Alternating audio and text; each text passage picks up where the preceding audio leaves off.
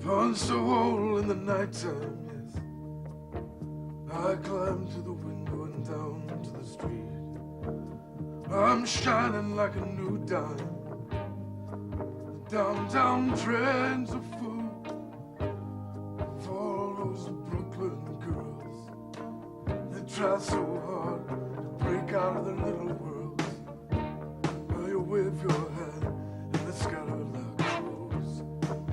They have nothing that will ever capture your heart. They're just thorns without the rose.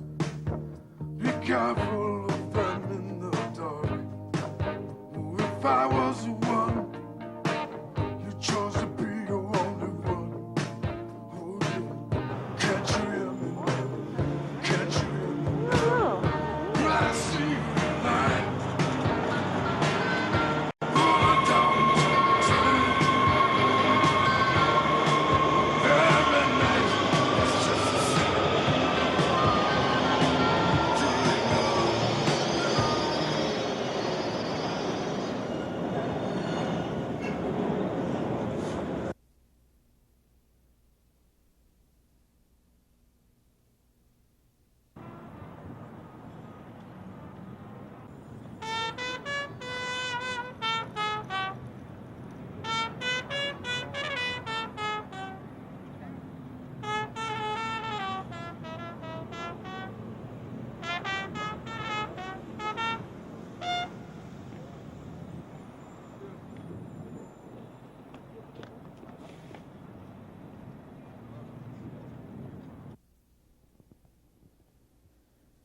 The nation's policies, acts, laws, and statutes reflect the values we hold collectively as a nation.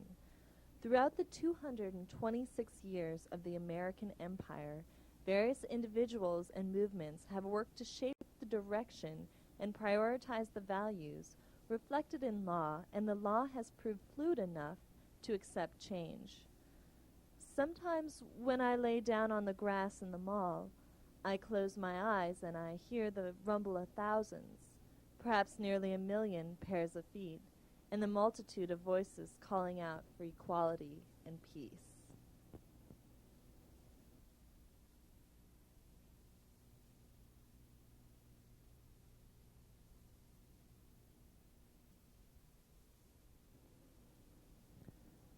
The assaults of September 11th have caused many Americans to stop and reconsider the values they hold most dear. I paced a tire store, treading a path from the walls of rubber to the goddamn television where a neatly boxed picture of the Pentagon smoked in ruin. Hours passed before I learned that my father was alive and well, and by chance out of his office when the ceiling fell. I am still working out the events of that day, and the matter remains too private to fully understand yet. The night rhythm of a rocking metro and the soft melody of fountains on Roosevelt's Island still pump in my blood, and my thoughts often turn to the east, to the coast.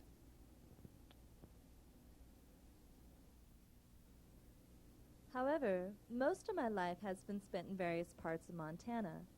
The landscape of Montana not only inspires poets, but also provides various livelihoods for the people living and working here, whether they engage in timber harvest or tourism services. Story and belief direct how we perceive our natural environment.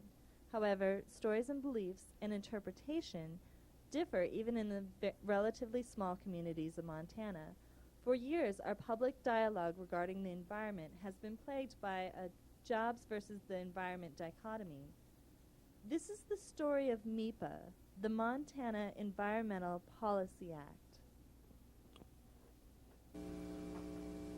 Political climate in 1971, I think, was basically a time of great anticipation for Montana people, that they were on the threshold of throwing off the ancient Anaconda Company dynasty that had kept Montana as a commodity colony for 3/4 of a century, and they were ready to take the affairs of the state into their own hands and not allow the state to be dictated to by an outside corporation.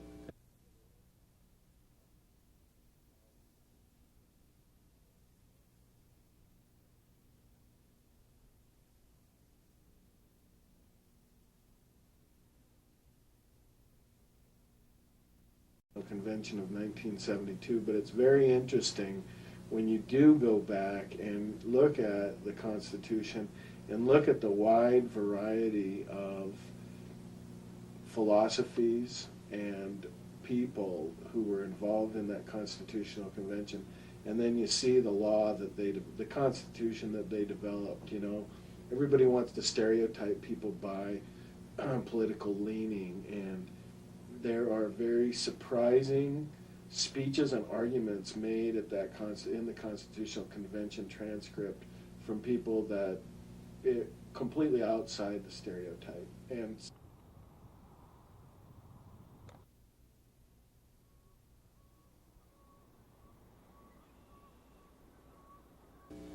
NEPA is not a act of regulation.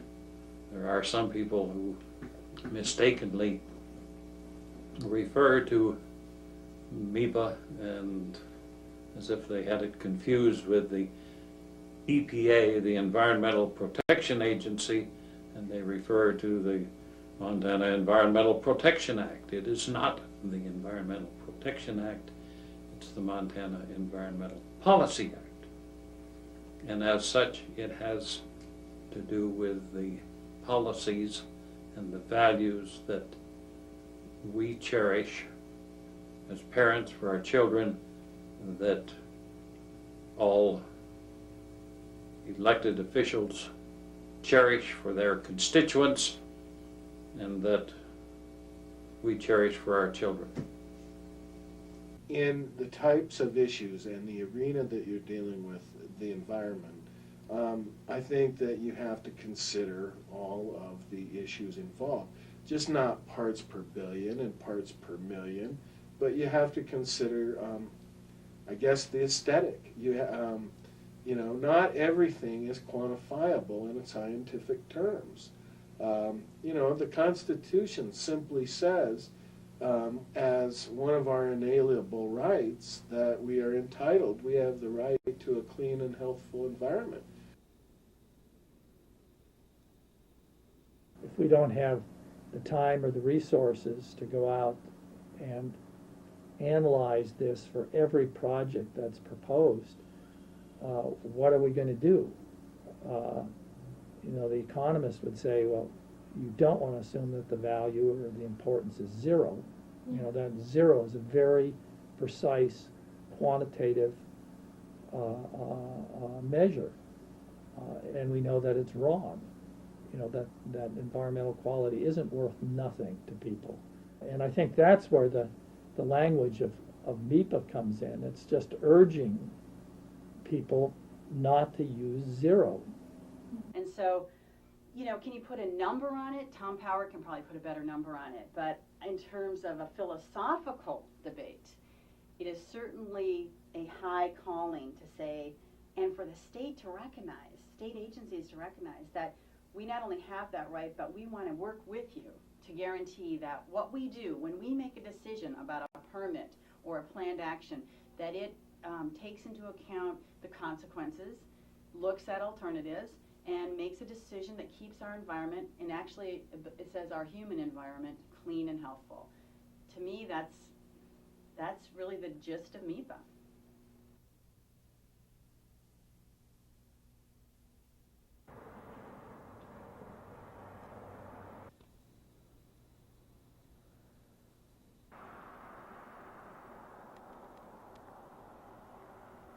No, but I'm thinking of, we have some neighbors, and across the little valley that we live in is a gravel pit. And one day we were standing out on our front porch, and we made some kind of a negative comment about having to look at the gravel pit. And the neighbor said, well, it looks like progress to me. Just talking in terms of growth, same with more dollars of income. Say, somebody points out that total income being received by people living in Missoula has gone up 5% in the last year. Well, it depends on whether that income went to people who were living here, or it was income that was flowed to people who moved in here to take jobs, or it's income that was generated here but was immediately shipped off to stockholders or bondholders or property holders that live somewhere else. Unfortunately, we haven't learned very well from our history that it's short-term and it fades quickly, and then what's left are the pieces of the Montana families that are laid off and left behind. So it's June 5th, and we got snow here in Montana. So what you're hearing is the snow melting off the roof and dripping into the ground. I'm outside in Bitterroot Valley near Missoula. This next song's about a girl who everyone says is crazy. She thinks she's a horse. Someone had spotted her near Columbia Park. I held on to my walkie-talkie and hoofed it through the trees, calling my name. My boss was in the van. I was thinking about lunch. Then I saw it coming at me, and I turned and I froze. It was tossing its head, snorting. It was running right toward me. An Appaloosa, white and brown. Oh, well, I saw her once, I saw her once, I saw her. You can tie me up with labels, muzzle me with laughter, but I swear to you, I saw her.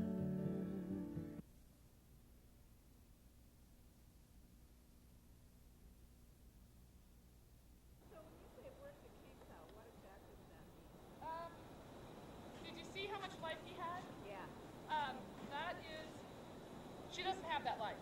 Right. And it's the life that scares me. Right. It's the life that causes me to go, oh shit, and when I go, oh shit, he goes, oh shit. My human's scared too, and we may be talking about two different things. Right.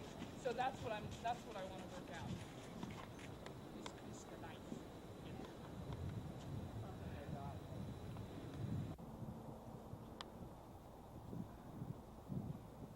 As my friend Chris Bagwell speaks to my mentor, Katie Kane, regarding the difficulty of maintaining clear communication with her horse, I think of how convoluted and confused discourse remains between humans. In the 2001 legislative session, a series of bills were passed that altered MEPA. Representative Gail Gucci, in her interview, mentioned the length and contention of the hearings surrounding the MEPA bills. House Bill 473 altered MEPA most significantly. House Bill 473 originally started out as being called the Substantive versus Procedural Bill. And as you know, the Montana Environmental Policy Act was first established in 1971 for the purpose of creating an environmental review process by which state government and various agencies within state government looked at projects before they were permitted to proceed, so that we knew what we were getting into before it was a done deal, or before perhaps some environmental damage had been done. I think that MEPA has undergone extensive review over its life of 30 years, having been introduced back in 1971. And I think that it has the parts that were set out, that George Darrow sent out, Representative Darrow sent out back then, have been challenged repeatedly, have been looked at repeatedly, and until the last legislative session, no major changes were made. What does that mean? That means MEPA has been both substantive and procedural, okay? And it has been qualified that way by the legislature, by our courts, and by the agencies. So I think it has worked really well prior to Representative Youngkin's changes last session, which have made the bill now strictly procedural. I think that is a dangerous precedent. I think it's going to damage our environment, and I think that in the end we'll end up changing it back. And so, yeah, I had seen instances where, or observed, not cases of my own, but observed instances where the departments were going way beyond what was set forth in statute in terms of how and whether to grant a new water right, for example, and how and whether to grant a discharge permit for water discharge or air discharge. And those became very bothersome to me because I had a very certain idea in my mind about what the Constitution says about who's making the law. And quite honestly, the executive agencies, the Department of Environmental Quality, Natural Resources, Transportation, Agriculture, those are the four primary agencies that are authorized to do MEPA review in various sort of actions that happen in the state. They don't have, those executive agencies don't have the constitutional authority to make law. The law and policy comes out of the elected legislature. I think it takes, yes, it takes authority away, and it takes their ability as the agencies who are doing the on-the-ground EISs and EAs, and who are the ones giving the permits, granting the permits, making the plans for whatever the project is. They are the folks on the ground. They need to be able to say, gosh, after we looked at this, we realized that we need to mitigate for dust, for instance. For trucks driving through all the time, we need to mitigate for dust. And if the legislature, for whatever reason, does not see fit to protect a particular natural resources, now the Montana Environmental Policy Act and the environmental review documents cannot be used to protect that natural resources. And some critics have said it'll be easier to get permits. And I don't know that that's necessarily true. The goal is to make it easier to get through the process. Issues come up all of the time, and the more possibility for questions come up as you go along in that process. And I think it was very much time for the legislature to take a broad look at the Montana Environmental Policy Act and try to streamline it and put in more definition and more criteria into how those environmental review processes were going to take place, and exactly what are we going to do with that information. In the case of Fish, Wildlife, and Parks, which is an actual example they gave me, where after they got public comment on an EA on a boat ramp, and they had planned to do it a certain way and put it in a particular place, after they'd already given the permit but gotten the public comment, they then decided to condition that permit based on the public comment that, gosh, that wasn't the best place for it, and it didn't need to be a double wide. Those kind of things will not be able, the agencies will not be able to do anymore. That is hugely problematic, and it's not good for our environment. It's not good for the people in Montana. I don't think the legislature didn't have power in the first place, so I wouldn't agree with her premise. We have the power to make the policy, but agencies through rulemaking decide how they're going to implement that, and they need to have some room to decide what those rules are and how they're going to work and how they might change them. And through 30 years of MEPA, they've come up with some darn good rules, and they have worked. But certainly we can think of places already where it's could really change how we look at our environment and how agencies look at permitting and planning, because we have coal bed methane coming to Montana, right? Not here in Missoula, but in eastern Montana, in fact in Bozeman on over, eastern and southern Montana. And if we don't allow agencies the possibility of conditioning their permits, i.e., we gave a permit to whatever company to do coal bed methane, but now that we've looked at it and based on public comment and based on what the agency thinks is best, we think we ought to make some changes here in this permit. You can no longer do that under House Bill 473.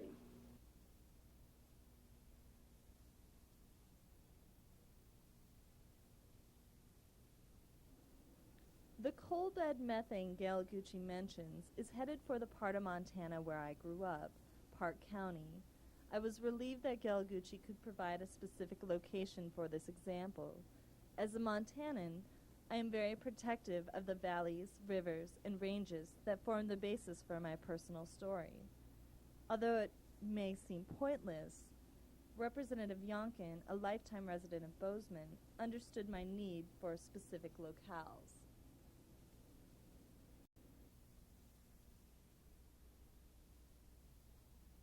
But the public process piece is there, and they try to listen to the public. And that's what happened in the case of the boat ramp example I just gave you, is they said, gosh, we thought we ought to do it this way, but now, after hearing and going back down there and looking, we're going to change this. But that's not an option anymore. Is it on a river or a lake? I believe it was on a river, but it didn't specify in there. Which one it was? No. But that's not the point. And lately I've been looking a lot at issues surrounding fish habitat and whirling disease and water quality. What specific rivers in this area? Well, the Dearborn River, to be exact. And as you may know, there's a proposal for the Montana Power Company to put in a pipeline, a natural gas pipeline that goes down to Butte for Continental Energy to do a gas-fired power plant. And as a result of all of that, I've been studying a lot lately about whether there are sufficient laws on the books right now to prevent the Dearborn River from being destroyed by whirling disease, for example, or having whirling disease introduced into the Dearborn River, because right now it does not have whirling disease in it.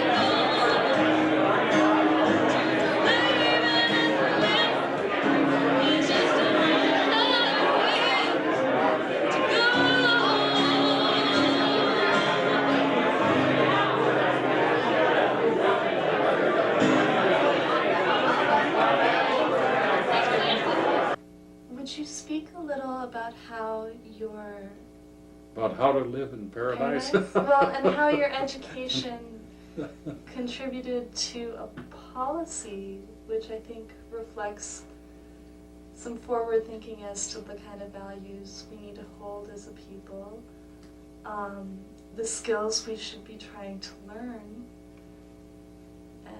in order to live in paradise? Well, living in Montana, I think, does really provide that opportunity to live in paradise. We can lay waste to it, or we can enjoy it and feel the excitement and exuberance of living in a paradise. In my work as a geologist, I became acutely aware of the natural laws that were straightforward, blunt, and immovable. In general, ongoing growth, uncontrolled growth, is damaging, destructive. I mean, that's what cancer is. It just leads it leads to imbalance. It leads to an overtaxing of whatever environment supports you and allows you to continue to support yourself. So it's strange in a economic context to find growth, ongoing growth, treated as an unvarnished good, as something that we should be constantly striving for. I became quite aware as an earth scientist, if you will, of the need to live within the constraints of natural law, and that we had ecosystems, ecological systems, and natural habitats that had evolved over eons of time, and they took the form that they presently express because they work, and that what these representatives are trying to do is build an economy based on extractive industries that, like I said, isn't going to last. You need to give people the skills to be able to grasp and take a hold of the new technologies, you know. We help teach and train women in particular to how to testify and what to say and how to make powerful testimony and feel unafraid standing up in front of whatever, city council or the county commissioners or the legislature and telling them what they think. And there's a lot of people with these skills in this community. It's very impressive. It's a very community-oriented place, a very sense of community. People have a sense of really wanting to better their community. We don't always all agree on how that should happen, but people are vocal and involved, and they turn out. And I really love that about Missoula, I think. And I'm really glad that you came to ask me about it. You know, my biggest problem with this is trying to get accurate information out and trying to get the public to understand where I'm coming from on it and understand that I'm not out to give industry a free ticket to do anything that they want to do to our beautiful state. And things would be a lot clearer if, of course, nobody's going to do that, but if, you know, the local real estate agents just stood up and said, hell, we want more growth is better for us because we'll sell more property, we'll get more commissions, the property we already own will go up in value, and the reason we want growth is it'll make us rich. Well, and people say, well, so why should I care about whether you get rich or not? You know, that's good for you, it's not necessarily good for me. So instead of saying that, they get up and say, this community doesn't have enough jobs. You know, our tax base is not large enough. We need growth because without it, you know, we're going to live in poverty here. But if we can generate this growth, we will all be better off. So now they said something that's not true and hid their own self-interest, cloaked it in the public interest, which would be innocent enough, but it totally corrupts the public dialogue. You know, now you have people talking, making assertions about the larger economy that really have nothing to do. It's just made up out of nothing. And it has become evident that perhaps Montana's greatest resources are not the rocks in the ground or the board feet on the mountainside, but it may be the open space, our big blue sky, and the unblemished natural beauty that we still enjoy. Language, place, and cultural perception of the environment form a discourse around the legislation that governs how the environment serves the community. Law is, however, fluid and susceptible to change. Inevitably, this place called Montana will change. William Kitteridge states in his book, Taking Care, Thoughts on Storytelling and Belief, it's time to give something back to the systems of order that have supported us, some care and tenderness. We need to give some time to the arts of cherishing before much of what we adore simply vanishes. Maybe it will be like learning a skill, how to live in paradise. I agree with George Darrow, and I believe Montana is a paradise.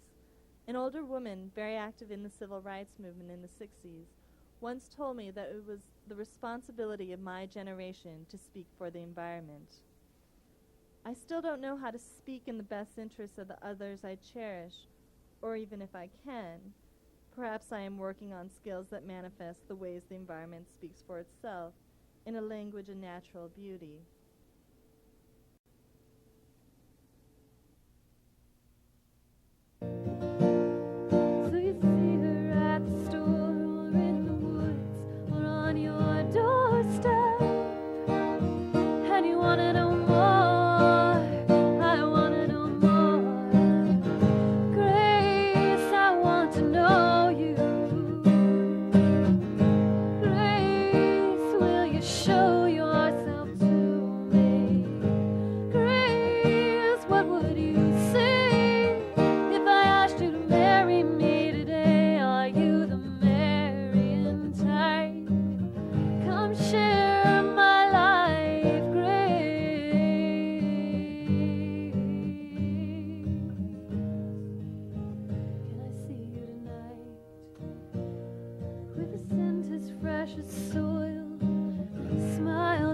spoil you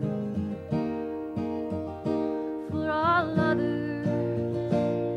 Grace holds you in her arms, tender and strong. And no, you have to be her lover. I want to be your lover. Grace, I want to know you. Grace, will you show yourself to me? Grace, what would you say if I asked you to marry me today? Are you the marrying type? Come share my life. Oh, Grace, I have been a fool, acting smart, playing it cool. I never knew how badly I needed you. Oh, let me wear your ring, and I swear I will sing your name clear up to the heavens, clear up to the heavens.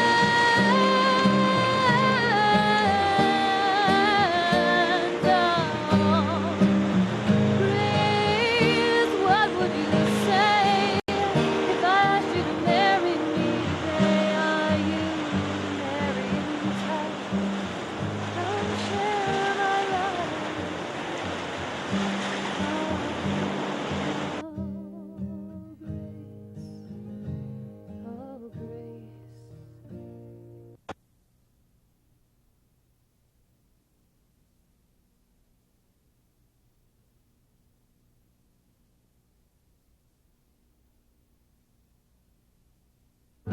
Tom got me to Billy, 'cause Andy said he wasn't a talker.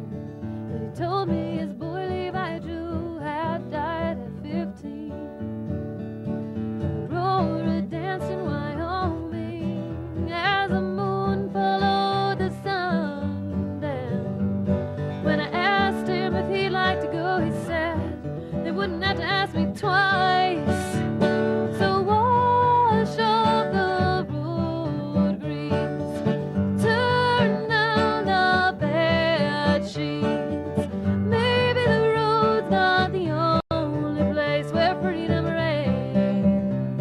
I've had 3 good rides. Open the guitar case, find me the toothpaste, put a can of soup on, kiss the cats, unplug the phone. I've had 3 good rides. I've had 3 good rides, but now I'm back to my sweet Montana home.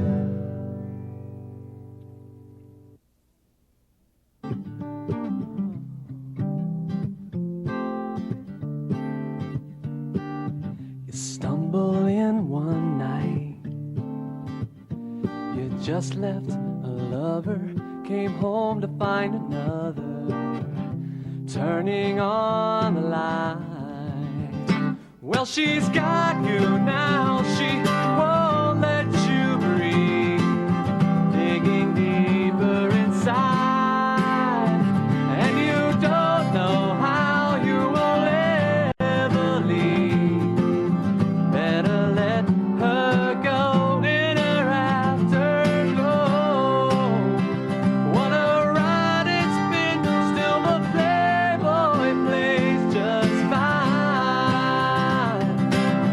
But it's far too late for an easy escape with one foot in the fire.